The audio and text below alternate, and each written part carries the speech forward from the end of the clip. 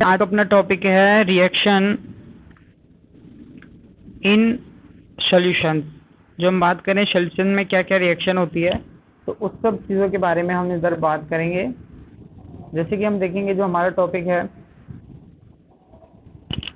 कि reaction in solution, और reaction in solution में हम बात करें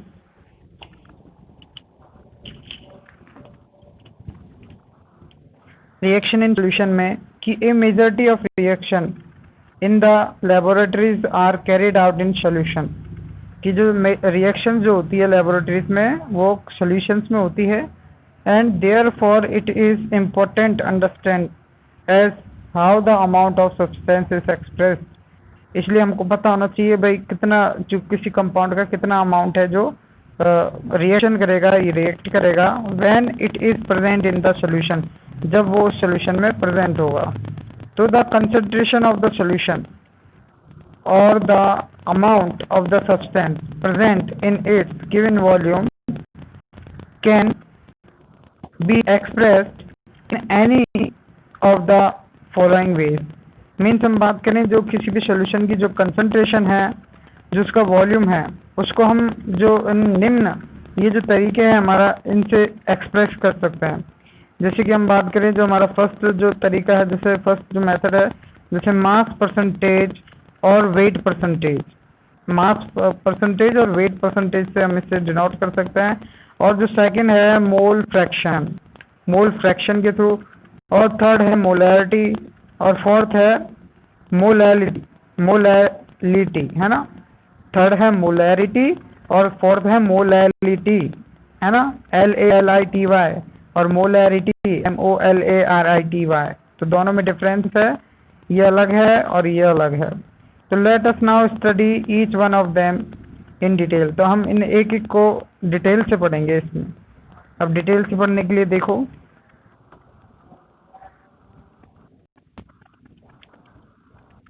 पहले डिटेल से पढ़ने के लिए हम जो इससे रिलेटेड कुछ कुछ जो कैलकुलेशन है वो सॉल्व करेंगे।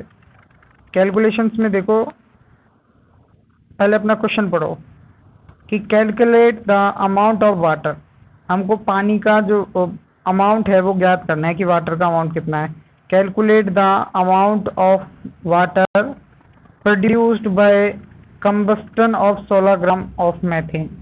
मीन्स जो 16 ग्राम मैथेन को गर्म करने पर कितना molecules amount of water produced होता है, तो ये हमें कैलकुलेट करना है। तो सबसे पहले हमें इसकी बैलेंस केमिकल इक्वेशन लिखनी पड़ेगी। बैलेंस केमिकल इक्वेशन लिखने के लिए देखिए, केमिकल इक्वेशन बैलेंस करना आपने 10th क्लास में भी पढ़ा था।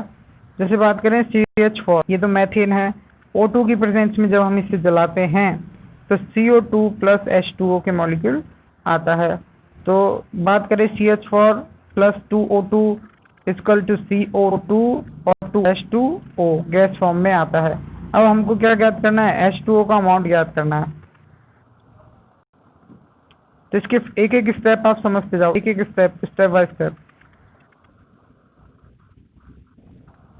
यहाँ पे देखो कि 16 gram of CH4 correspond to 1 mole, कि जो 16 ग्राम मैथेन है उसको हम कितना मानते हैं भाई, CH4 का 1 मोल माना हमने, है ना। तो 1 मोल CH4 में कितना है, 16 ग्राम है। तो फ्रॉम द अबव इक्वेशन, तो ऊपर वाली जो इक्वेशन है 1 mole of CH4 gives 2 moles of H2O। तो ऊपर वाली जो रिएक्शन है उसमें क्या पता चलता है कि जो 1 मोल CH4 है, 1 मोल मैथेन से 2 मोल ऑफ H2O के 2 मोल हमको मिलते हैं। जैसे ये एक CH4 से और H2O के 2 मोल मिलते हैं। तो 2 मोल ऑफ वाटर, तो पानी के मॉलिक्यूल किसके इक्वल होंगे, 2 मोल ऑफ वाटर। तो हमने भाई किससे मल्टीप्लाई किया, तो जो 16 प्लस 2 और किया है ना, 16 plus 2 multiply by 2 means 16 plus 2 means ये यहाँ पे H2 है। तो H2O के 2 मॉलिक्यूल्स का जो हमने मोल जो वेट निकाल रहे हैं, जैसे H2O, तो H2 का तो है ये 2 है ना, और ऑक्सीजन का है 16। जब हम इनको प्लस करके और 2 से मल्टीप्लाई कर देंगे तो 2 मोल वाटर का वेट निकले आएगा 36 ग्राम। अब यहाँ देखो, जब 2 मोल का निकल गया तो 1 मोल H2O का हमको वेट मतलब वेट निकालना है। अब देखो जैसे 1 मोल H2O है ना equal to 18 gram H2O, 18 gram H2O 1 मोल, भाई 2 मोल H2O इक्वल टू 36 ग्राम, तो 1 मोल H2O equal to 18 gram H2O।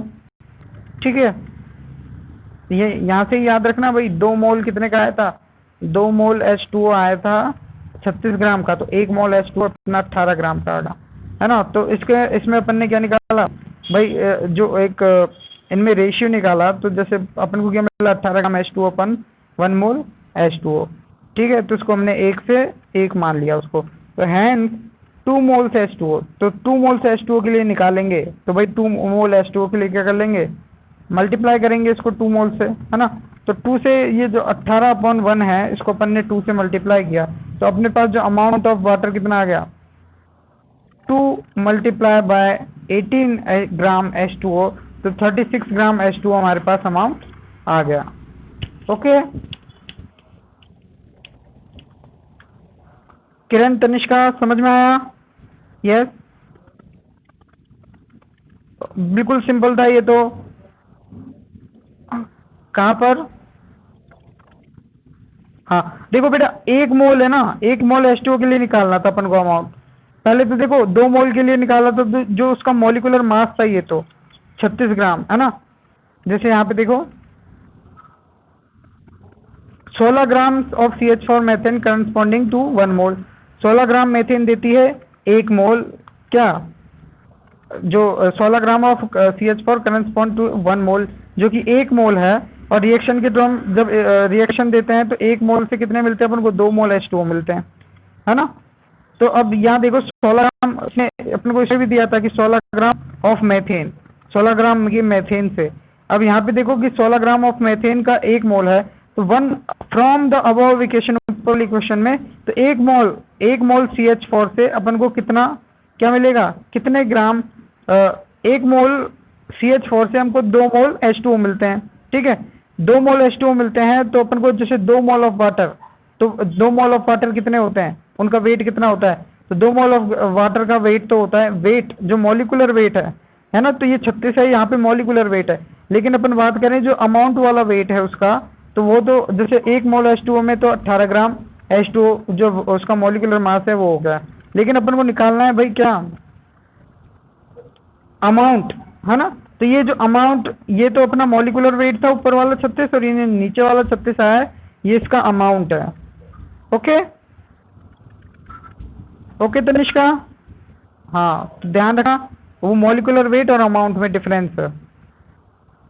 Next question सुनो, नेक्स्ट क्वेश्चन है कि how many moles of methanes are required to produce 22 gram CO2 after combustion, कि कितने moles of methane अपन को चाहिए क्या 22 ग्राम CO2 बनाने के लिए कंबस्टन में, दहन के पश्चात। तो देखो इसको सॉल्व करने के लिए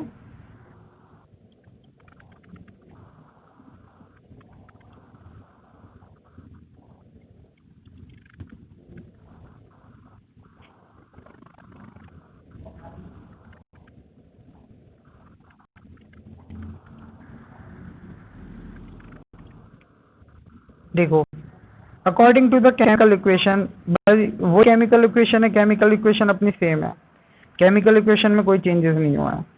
तो CH4 2H2O2 प्लस CO2 और 2H2O। अब उसने अपन को दिया है कि भाई 22 ग्राम CO2, है ना। तो 20 हमको बात करें कि 16 ग्राम कि मैनी मोल्स ऑफ मेथेन, कितने मेथेन के अपन को मॉलिक्यूल्स चाहिए, how many moles of methane are required to produce 22 gram CO2, 22 gram CO2 बनाने के लिए, है ना। तो according to the chemical equation, chemical equation आप देखो, केमिकल इक्वेशन के अकॉर्डिंग कि 44 gram CO2 is obtain from 16 gram of CH4। भाई जो 16 ग्राम CH4 है, 16 ग्राम मेथेन से 44 ग्राम CO2 हमको मिलती है ना। जो हमने इसके वेट के अकॉर्डिंग निकाला, ये मॉलिक्यूलर वेट है ना इसका, इसके अकॉर्डिंग कि भाई CH4 का मॉलिक्यूलर वेट कितना है, CH4 का तो है 16 ग्राम, और CO2 है, CO2 का मॉलिक्यूलर वेट है 44 ग्राम। ठीक है, तो इसके अकॉर्डिंग 1 मोल ऑफ CO2 है ना, फ्रॉम 1 मोल ऑफ मेथेन। तो 1 1 मोल CO2 से 1 मोल मीथेन का मॉलिक्यूल मिलता है। तो नंबर ऑफ मोल्स, तो हम मोल्स के नंबर याद करेंगे इसमें। यहाँ देखो भाई, जब 1 मोल CO2 से कितने ग्राम, 44 ग्राम CO2, मतलब उसके मोल और उसका वेट, और उसको मल्टीप्लाई कर देंगे तो 22 ग्राम CO2 में कितने मोल अपन को, मतलब जो CO2 है उसका मोल निकालना है। CO2 का मोल निकालेंगे तो भाई कितना आ जाएगा, तो जैसे 1 मोल CO2 है ना, 1 मोल CO2 अपॉन 44 ग्राम CO2, जो कि इसका क्या है, मॉलिक्यूलर वेट है ना। ये तो इसके CO2 के 1 मोल और ये इसका मॉलिक्यूलर वेट, और इसको 22 ग्राम CO2 में कितने मोल होंगे अपन को ये निकालना है ना भाई। ये तो 1 मोल है, ये तो अपने 1 मोल की कंडीशन है, लेकिन 22 ग्राम CO2 में कितने मोल होंगे, तो 22 ग्राम CO2 में 0.5 मोल CO2 होगी। ठीक है, तो इसलिए ये बता रहे कि hence 0.5 mole CO2 gram would be obtain from 0.5 mole CH4। तो भाई 0.5 मोल CO2 से 0.5 मोल जो मैथेन है उसी से प्राप्त होगी 0.5 मोल CO2, और 0.5 mole CH4 would be required to the produce 22 gram CO2। तो अपन को कितनी 0.5 ग्राम मोल CH4 चाहिए, मैथेन चाहिए क्या, 22 ग्राम CO2 बनाने के लिए। ओके, समझ में आया? ओके, अब हमारा जो नेक्स्ट क्वेश्चन है उसे देखो। इन्हें आप अपने नोटबुक्स में कंप्लीट करके लिखना है ना, और इस सैटरडे आपकी नोटबुक चेक करूंगा मैं।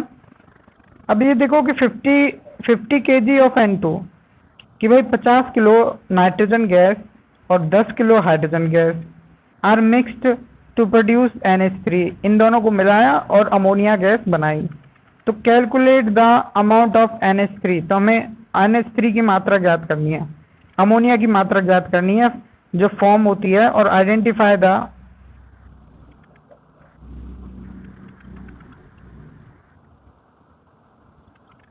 हमको आइडेंटिफाई करना है limiting reagent in the production of NH3 in this situation. Limiting reagent means जो अमाउंट है जिससे रिएक्शन होता है, जितने अमाउंट ऑफ रिएक्टेंट जो रिएक्शन के लिए जरूरी होता है उसे लिमिटिंग रिएजेंट कहते हैं, तो वो हमको इसमें निकालना है। ठीक है, अब देखो सबसे पहले तो बैलेंस इक्वेशन लिखनी है भाई। जैसे 50 किलो N2 है और कितनी 10 किलो H2 है, तो भाई इधर वो ग्राम वगैरह तो लिखेंगे नहीं, लेकिन केमिकल एक वो जो बैलेंस केमिकल इक्वेशन है वो लिखेंगे कि जैसे N2 plus 3H2 is equal to 2NH3। अब कैलकुलेशन ऑफ मोल्स में जो कैलकुलेशन करेंगे कि number of moles of N2। अब हम बात करें